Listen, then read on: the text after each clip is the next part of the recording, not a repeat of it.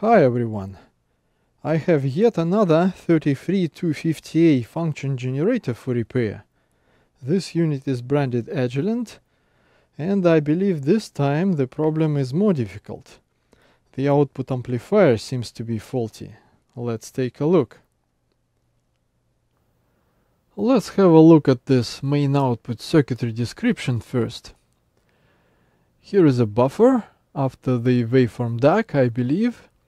And here we have output from the front panel, and in between several stages that can be bypassed in certain ranges. 10 dB attenuator, 20 dB attenuator. This thing provides DC offset. This is the amplifier, which I believe is faulty, and the distortion filter. So the amplifier is a 10x amplifier or 20 dB. And it is not used in low amplitude ranges. On the next page there is this table with 6 ranges. Ranges slightly overlap, and here is the description why. So relay chatter is eliminated on the edges. And for small offset, as we can see, the amplifier is used only for these two ranges, from roughly 1 volt to 10 volts peak to peak. But for large offset, the amplifier is used for these two ranges as well, in combination with 20 dB attenuator to compensate. So now we know what to expect. Let's take a look what's happening here. It takes a little while to boot up. Here we are, the default 1 kHz and 100 millivolts peak to peak. So let's turn the output on, the scope out the ranges for a while, and we see 200 millivolts here because there is no 50 ohm termination. This is perfectly fine.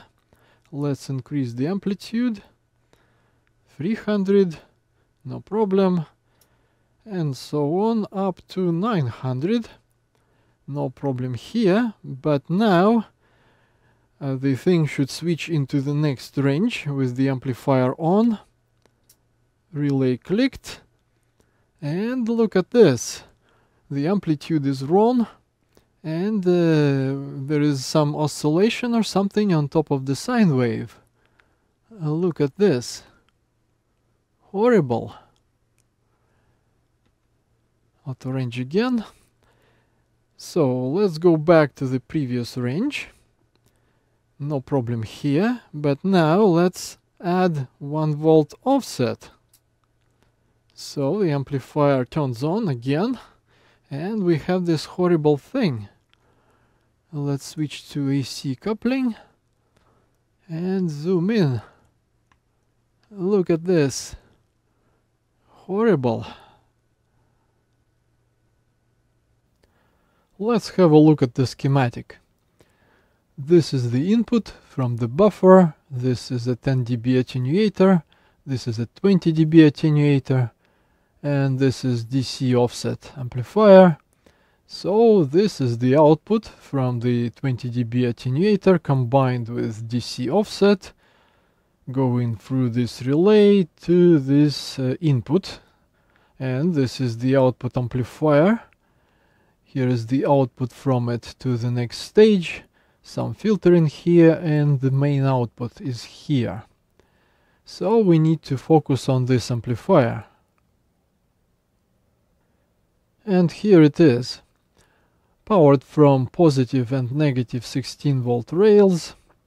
This is the output. This is a 50 ohm series resistor for matching. It is composed of 4 separate 50 ohm resistors in a series parallel configuration. This is for increased power dissipation. This is a test point.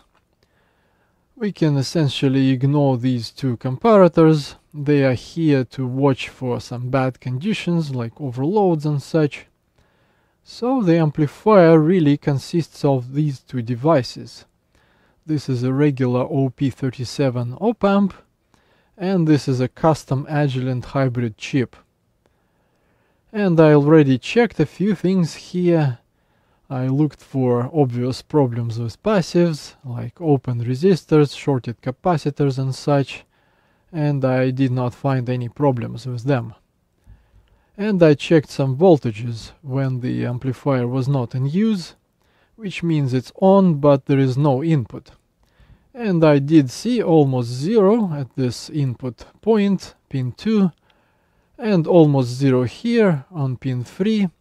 But still, because there is some small difference, this thing tries to do its business, and in the process it hit the positive rail. So I found almost 16 volts here on pin 6. And I believe this is because there is no feedback. The feedback comes from this point, back here, and I think this chip is dead. So this op-amp cannot regulate. And just in case I misunderstood something, I already replaced this op-amp. It was easy, and sure enough, it did not help. So I believe the worst thing happened. This custom Agilent chip is dead, and we need to figure out what can we do about this. Here is this custom Agilent amplifier chip, of course unavailable, but on the positive side it is already kind of a separate module, like a daughter board with through-hole pins and a lot of room above it and around it. And even better, I checked, all the pins are on a regular grid, just like on any prototyping board. So I can desolder the chip, cut out a small piece of the same size or even larger if needed, and I can solder a socket to the board, add pins to the module and play with it. Let's go! Now let's take a closer look at this amplifier. We want to understand exactly what to expect from this module. I studied this service guide some more, and I think now I understand much better what's going on here. This is a DC coupled amplifier, of course, so it needs to pass a DC offset from this input to the output with the gain of 10. It has positive and negative inputs, just like an op-amp. These are pins for the positive rail, two separate lines with 0.1 microfarad capacitors, presumably for a preamplifier stage, and a larger capacitor here, 2.2 microfarads, 20 volts, and inductor here, and a current shunt, 2.2 ohms, probably for this protection to measure the current, and this must be for the output stage. And the same thing on the negative side. Bunch of ground pins. This line, pin 5, is marked BWSW, probably some sort of bandwidth switch or something like that. And here it is marked OA comp, perhaps output amp compensation. I probed here and it doesn't seem to change. So we can probably ignore this. This pin 15 is some sort of compensation with one peak capacitor pictured and the comment never load, which means don't populate this footprint. So we can also ignore this thing. So imagine a regular op-amp like this, and because we don't see external gain resistors, they must be internal. The gain is set to 10. And this is the output going through this 50 ohm resistor. Imagine this is a transmission line to the user, and somewhere at the far end there is a 50 ohm termination. So the user will see maximum amplitude here, 10 volts peak to peak, but the amplifier provides 20 volts peak to peak at this point, regardless of that termination resistor, if it's present or not. So we want a DC coupled amplifier, like an op-amp, capable of providing 20 volts peak to peak into a 100 ohm load. And the maximum input amplitude here should be 2 volts peak to peak, and I measured that to confirm. What about this thing? They call it in the service guide a servo amp. I believe the purpose of this thing is to correct for DC offsets and such. Presumably this op-amp should be more accurate in terms of DC offsets than this amplifier. So imagine we disconnect this from the ground and connect to this point instead. So this op-amp can see the same input here, and it can see the output divided approximately by 10, compare the two, and if there is no discrepancy, this output will be at 0 volts, as if this is ground as before. But if there is some difference, let's say slight DC offset, this op-amp should correct for that. And there is some filtering on the input to slow it down, so it would only correct for low frequency stuff. And this trim pot is to match the gain of this op-amp to the gain of this amplifier. And the voltage at this point is measured during some special adjustment procedure when this trim pot is adjusted to minimize the voltage at this point. So let's see what sort of replacement we can arrange instead of this custom module. I took a closer look at this pin 5 bandwidth switch, if I understand correctly, and it does change. It stays around negative 0.8 volts in the sine wave mode, but changes to about positive 2 volts in all other modes. I'm not sure how to make use of that. Perhaps they couldn't achieve some performance without it, but who knows, maybe we can using modern parts. Anyway, I'm inclined not to worry about it for now. Let's see what we can do disregarding it. Desoldering was quite tricky because of massive ground planes, but here it is, I managed. Agilent 1NB78420.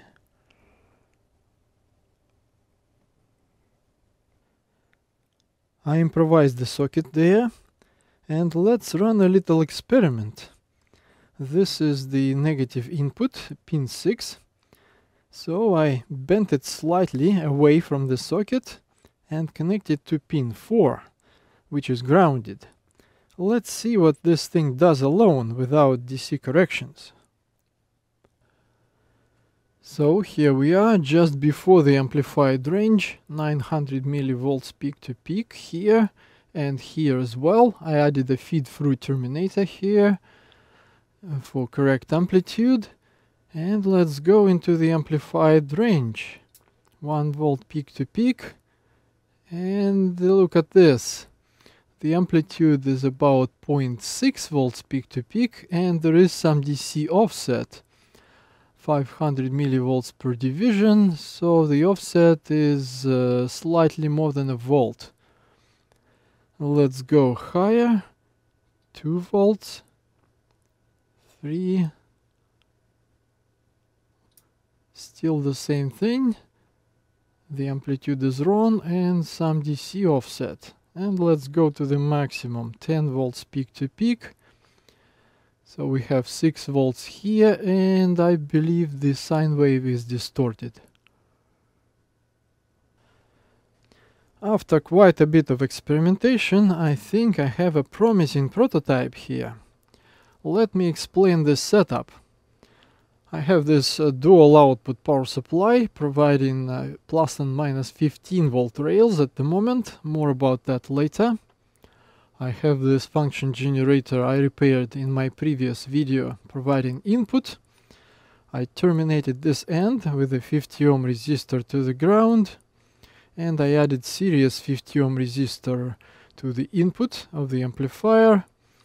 And I added this series 50 ohm resistor on the output, composed of 200 ohm resistors in parallel. This goes to the scope with a feed-through termination here. And at the moment we are generating 2 volts peak to peak, which is the maximum. And we have 10 volts peak to peak output, which is perfect. But this is at 10 megahertz. Let's increase the frequency and watch the amplitude.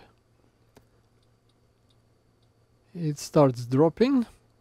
And at the maximum we have about 8.9 volts peak to peak, which is about 11% drop, which is fine. I think we should be able to calibrate this away. Let's zoom in and look at the waveform. It looks fine. Of course, more measurements are needed for distortion and noise and such. I'm not even sure I have enough equipment to evaluate all that properly, but so far this looks promising. I ended up using this chip, Texas Instruments THS3491, which is a 900 MHz 500 mA high power output current feedback amplifier. However, this 900 MHz figure they promise only with low level output, up to 2 volts peak to peak. With 10 volts peak to peak, they only promise 320 MHz, which is still plenty, and all this with the gain of 5. Excellent slew rate, low noise, power supply up to plus minus 16 volts, which is a bit disturbing because this is the absolute maximum. That's why I'm running it at plus minus 15 at the moment. Output swing up to 28 volts peak to peak. 100 ohm load is mentioned, which is exactly what we want. Output current up to 420 milliamps. Distortion is great, I suppose. Overshoot is 1.5%.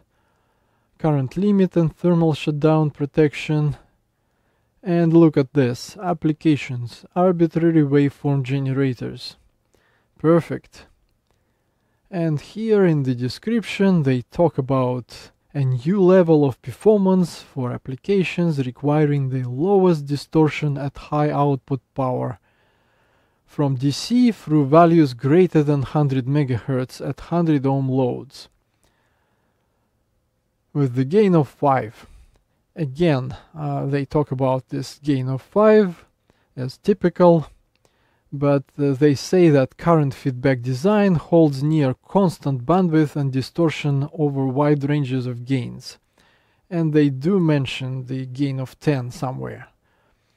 So perhaps it would be better to run this thing at the gain of 5 and arrange some other preamplifying stage, but I did not try that.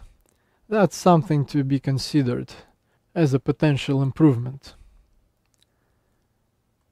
They offer this thing in 2 packages, QFN16 and the SO8, and they say here that QFN16 is better in terms of lowest distortion, and the SO8 is for compatibility with some previous designs. But for my prototyping it was more convenient to use a SO8, so I bought a couple to play with. And here they suggest arbitrary waveform generator output drive circuit using 2 such devices working together with load sharing resistors. And here they say 13 volts peak to peak maximum available at matched 50 ohm load, which is a bit more than we need. So I'm hoping that one device would be enough, because this configuration will require replacing the 50 ohm series resistor with 30 ohm resistor, and that's more soldering beyond replacing the amplifier module. So I wanted to avoid that if possible, but this is to be considered in case one device turns out to be insufficient. Here we can see the pinouts. And both packages have thermal pads on the bottom for heat sinking. And here we can see thermal information. And here junction to case, bottom thermal resistance is very similar, even slightly better for SO8 package. Also here we can see recommended operating conditions. Supply voltage with dual supply maximum plus minus 16. And here absolute maximum ratings, supply voltage 33 volts maximum. That's why I am a bit uncomfortable running this thing at plus minus 16. It is possible, but on the other hand, in the generator, these plus minus 16 rails are easily adjustable in the power supply. So we can turn them down to, let's say, plus minus 15. There are 4 trim pots in this power supply. This one to adjust 5 volt rail, these two to adjust plus and minus 16, and one more here to adjust negative 5.2 volt rail. I already adjusted plus and minus 16. Let's check it out. Negative 15 and positive 15. And there is more room for adjustment, so 15 is well within the adjustment range. Probably unnecessary, but I will feel much better this way. And here I found this table, recommended resistor values for minimum peaking and optimal frequency response, with the load of 100 ohms, exactly what we want. And they call this feedback resistor, and this is gain resistor. So, for our package SO8 and gain of 10, look, even 20 is specified here. So, for gain of 10, they recommend the gain resistor of 78.7 and feedback resistor 704 ohms. I couldn't find 704, I'm using 715, close enough, and slight difference should be calibrated away just fine. And by the way, here is this chip on DigiKey, 1457 a piece. Not cheap at all, but considering the value of the instrument we are trying to fix, not a big deal. Here is a closer look at my module. I already removed the resistors needed for testing, but not needed in the instrument. So now we have this chip here, feedback and gain resistors and decoupling capacitors. The capacitors are probably not necessary as well, because the instrument has them already mounted right under the module on the other side of the board, but it's always good to have them closer to the chip. So the chip is soldered on a small piece of copper, and this piece is covering, I believe, 14 vias. So the heat is transferred to the other side, and here I soldered even bigger piece of copper, like so, and stuck this heatsink on top of it. So let's solder some pins and give this a go in the instrument. Here it is. And by the way, pin 6 is disconnected and internally grounded, just like this trick here. Let's test this thing alone without DC correction for now. Look at this, it is almost working. I got it to the maximum 10 volts peak to peak, and the amplitude is right, so perhaps this thing behaves very close to the original. But this is at 70 megahertz. If we go to 80, it starts oscillating. So let's go little by little. 75 starts oscillating. No, 74 perhaps. Yeah, around 74. So let's decrease the voltage a bit, 9 volts peak to peak, and try again. Still oscillating. What about 8 volts peak to peak? Now it seems to be fine, and the amplitude is perfectly correct. So something is wrong at the very limit, but if we don't push it that far, it seems to work fine. Perhaps the socket is the problem. The socket is not a very good idea anyway, but how else I could experiment so far? So I'm not entirely sure how to proceed, but this looks quite promising. Here in the datasheet they are talking about layout, and they go on and on about minimizing parasitic capacitance and inductance, keeping short traces and proper decoupling capacitors, keeping ground and power planes away from signal I/O pins, and so on. They don't recommend socket, of course. And here they talk about proper heat sinking. And they give this example with QFN16 chip. When I tested my prototype on the bench, I ran coax cables almost right to the chip, but a lot more is going on in the instrument, perhaps a lot more parasitic capacitance or something like that. So perhaps the right thing to do would be to design a board using QFN16 chip, try to follow all the recommendations here, get rid of the socket, and that might do the trick. I experimented some more, and in particular I implemented this dual configuration with load sharing. And first of all, unfortunately, it did not help this instability at the very top of the range. And second, I realized that this configuration is not quite suitable for this application. In the datasheet, they dedicate the whole chapter to this configuration, and they promise better performance, in particular lower distortion, which is tempting, but unfortunately this load sharing is not quite compatible with the rest of the circuit here.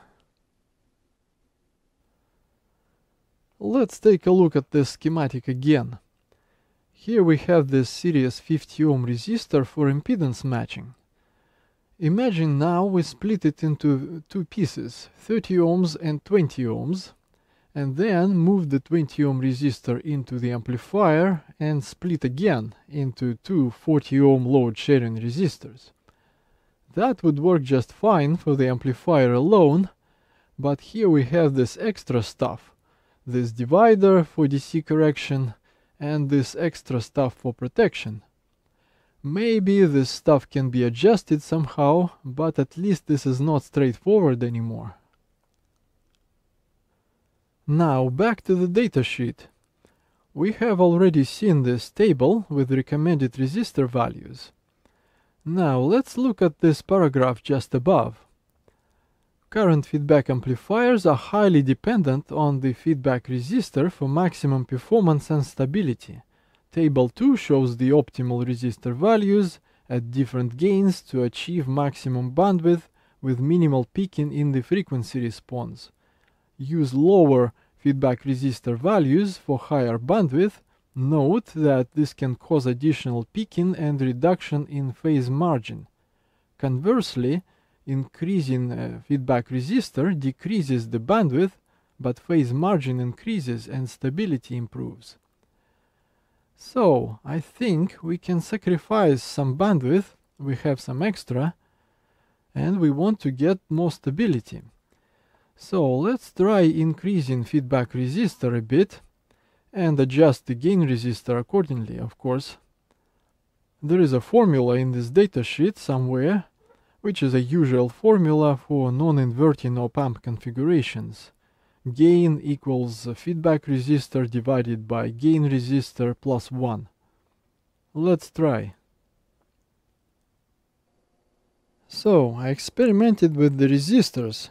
I tried increasing the feedback resistor from about 700 ohms to 1K, and that did not help. And then I tried a two-stage configuration, with the first stage amplifying twice and the second stage amplifying 5 times. And that did not help either. And I tried all that in the instrument. Now I am back to experimenting on the bench. The last time I showed you this, it seemed to work, but I think I did not push it hard enough. And just to be absolutely clear what I'm doing, here is the diagram. This comes from my signal generator. I terminated it here. And then series matching resistor, just like in the instrument. And this one as well, like in the instrument. Then coax to my scope, terminated at that end. Here is the feed-through terminator. Let's try again. Let's turn it on. And here we have 80 megahertz and 2 volts peak to peak. That should give us about 10 volts peak to peak output. But as we have seen the last time, it's a bit lower, which is probably fine. It can be calibrated away.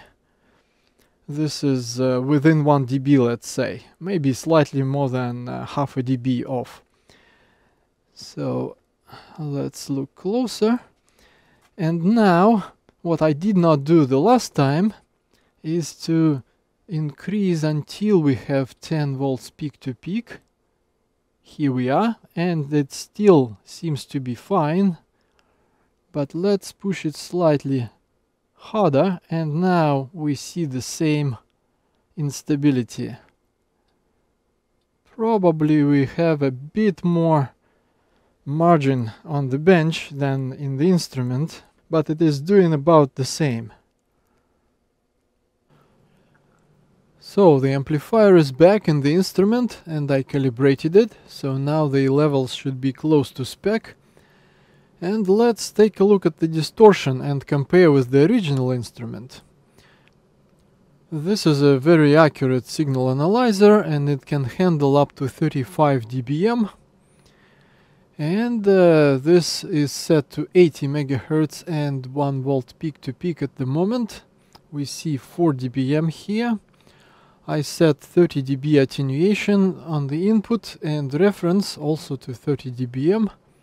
So now let's bring this up to 10 volts peak to peak and look at that. We see this effect when it starts oscillating or something. So when this instability happens, you see what happens to all the noise. So let's back off a little, let's say 8 volts peak to peak, and take a look at the second harmonic, which is 160 megahertz. We see minus 33. And what about the third one? 240 megahertz, minus 41 and something. And now let's switch to this instrument and set the same thing. 80 megahertz,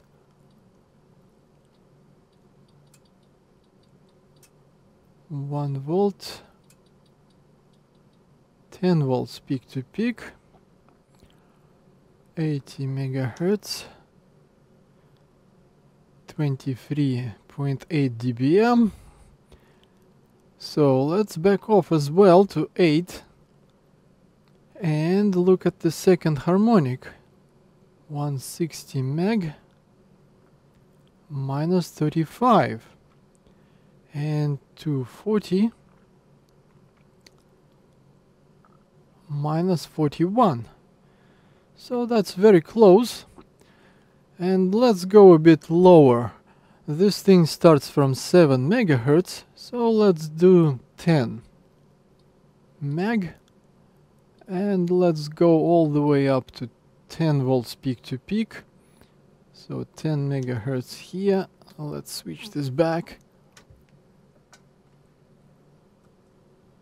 So here we are. 23.75 dBm. And now let's do second harmonic, minus 28 or 29, something like that. And the third one at 30 megahertz, minus 36. And now let's go to this instrument and do the same. 10 meg and 10 volts peak to peak, 10 megahertz here, again 23.76 dBm, and now the second harmonic, minus 26, which is higher, and now the third one, minus 22, which is also higher. So this thing is not doing bad at all. And by the way, I'm still not using the DC correction, and I'm not even sure I need to. So let's look at the DC offset. We still have 10 meg, 10 volts peak to peak output, and I connected this fluke measuring millivolts. So we have about 3.5, let's say, millivolts DC offset. And how about this one?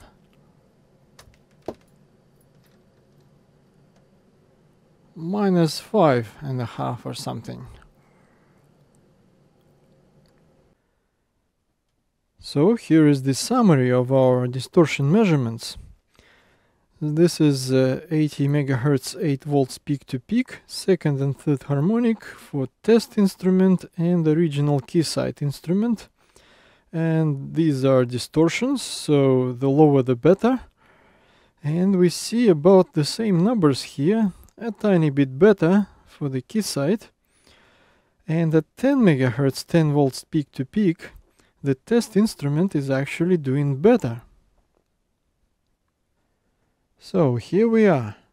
I believe we have a promising prototype, not quite working yet.